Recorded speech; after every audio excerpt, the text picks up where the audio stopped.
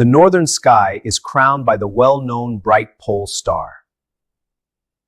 But have you ever considered that the entire southern sky rotates around an empty point?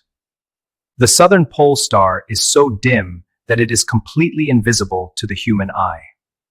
So what serves as the navigational framework of the southern hemisphere? Let us turn to geometry. If you look up at the night sky from the northern hemisphere, chances are you can find the North Star, Polaris. It's this bright, reliable anchor in the heavens. But what if the single most important spot in the entire southern sky had practically nothing there? Well, welcome to the paradox of Octans. It's the constellation that holds the geometric key to the southern hemisphere, but it hides that key in plain sight. Let's explore this unseen pole. So to really wrap our heads around this cosmic puzzle, we're going to take a 5-step journey. We'll start by establishing its location and why it's so important. Then we'll dive right into the paradox of its faint, almost non-existent pole star. After that, we'll go back in time to its creation during the Enlightenment, which is really surprising. We'll see how it became this unsung hero for navigators, and finally, we'll understand how it represents the ultimate triumph of mathematics over ancient myth. Okay, first things first, let's talk about its role as a geographic keystone. Right, here is the absolute heart of the matter. The northern celestial pole has Polaris. It's brilliant, it's reliable, and it's guided travelers for centuries. But the southern celestial pole, which is located right inside Octans, is, well, it's like a ghost. There's no bright marker, no obvious beacon, and that creates a massive challenge for anyone trying to navigate using the stars. Now, what's so fascinating when you look at the data is just how unremarkable it is. Octans is 50th in size out of 88 constellations, perfectly average.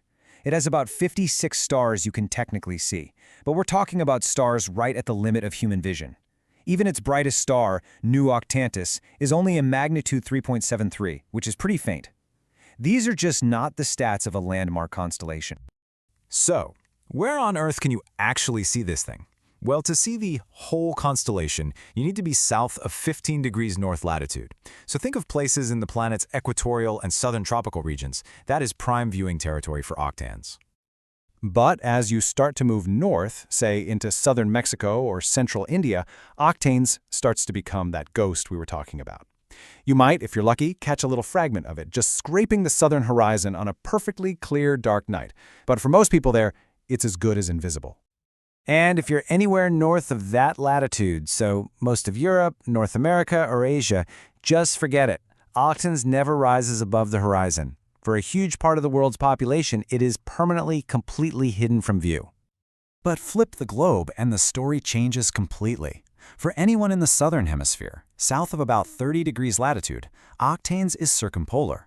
And what that means is it never sets. It's always there, every single night of the year, with its faint stars making this slow, perpetual circle around that invisible, yet all-important central point. And this brings us right to the central problem of Octans. I like to call it the Polaris Australis paradox. It's really the story of a pole star that utterly fails at its one and only job.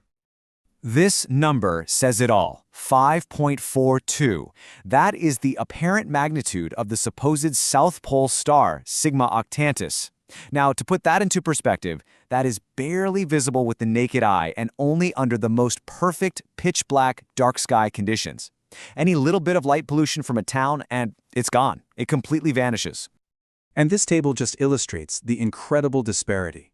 Polaris, at magnitude 2.0, is bright. It's been a primary navigational tool for thousands of years. Sigma Octantis is so faint, its navigational utility is basically zero. It is, for all practical purposes, entirely unusable. It's a pole star in position only, not in practice. And if we look at the astrophysics of Sigma Octantis, the problem just gets worse. It's a yellow-white giant about 280 light-years away, but the critical part is this: it's a delta Scuti variable star. That means its own brightness isn't even stable. It actually fluctuates slightly over a period of just a few hours, which just adds another layer of difficulty for anyone trying to observe it. So, if the pole star is completely useless, how did navigators ever find south? Well, they got clever. They turned to pure geometry. The solution was to use the nearby and very brilliant Southern Cross. You'd find the cross, draw an imaginary line through its long axis, and then extend that line out into space about 4.5 times its length, and your eyes would land on a seemingly empty patch of sky. That void is the true South Celestial Pole, hidden deep within the boundaries of Octans. So this brings us to the constellation's origin story. And here's the twist. Octans isn't a product of ancient myth. It's a product of the Age of Enlightenment, a monument to human reason and to scientific instruments. The timeline is incredibly modern for a constellation. I mean, we're talking about the 1700s. In 1730, John Hadley invents the octant. Just 2 decades later, the French astronomer Nicolas-Louis de Lacaille is down in South Africa charting the southern sky, and he literally carves out this new constellation from a faint patch of stars. By 1763, it's on the books, officially named not for a Greek god or hero, but for a piece of scientific equipment. And to really get the name, you have to understand the tool. The octant was revolutionary. It allowed sailors to measure the angle of stars above the horizon with incredible new precision. By naming the pole constellation after it, Lacaille was making a really powerful statement. This wasn't about mythology anymore. This was about honoring the power of the human mind and its instruments to map the heavens. So because Octans has no ancient myth, it's developed a kind of modern one, a navigator's drama, if you will, that's centered on the intellectual and psychological challenge it represents. This quote just perfectly captures the essence of that drama. For European sailors heading south for the first time, losing Polaris was profoundly disorienting. Octans became this sort of secret counselor. It defined the most critical direction, south, but it did so from the shadows, demanding intellectual work rather than just simple observation. And this whole drama has given the constellation this rich, new symbolism. It's come to represent quiet, humble precision over flashy brightness. It symbolizes the triumph of the mathematical mind over what you can just easily see.